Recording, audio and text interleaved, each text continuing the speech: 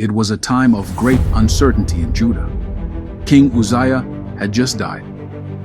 This was a moment of national mourning, but it was also a moment when God chose to reveal himself in a profound way to the prophet Isaiah.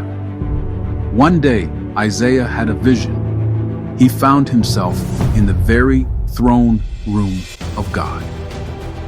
It was an awe-inspiring sight, beyond anything he could have imagined. The room was filled with the majesty and glory of God, and Isaiah felt as though he had been transported to a divine realm. The Lord was seated high on his throne, towering above everything.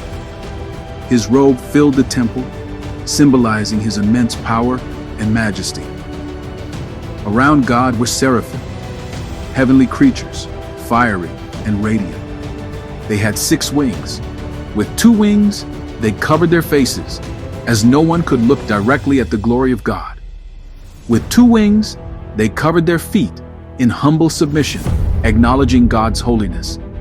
And with the remaining 2 wings, they flew in the presence of the Almighty. The seraphim spoke to each other, their voices echoing throughout the temple. Holy, holy, holy is the Lord Almighty. The whole earth is full of His glory. The sound of their voices was so powerful that the doorposts and threshold shook. The temple itself was filled with smoke, as if the very air was thick with the presence of God. Isaiah, overwhelmed by what he was witnessing, felt utterly unworthy to be in God's presence. His heart was filled with fear and awe.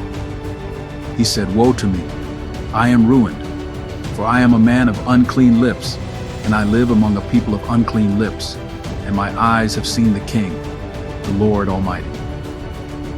However, something unexpected happened. One of the seraphim flew to Isaiah, holding a burning coal in his hand, which he had taken with tongs from the altar.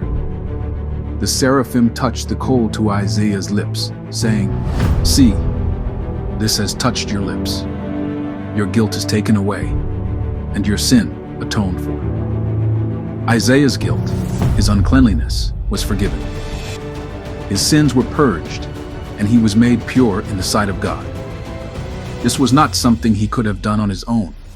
It was a divine act of grace and mercy.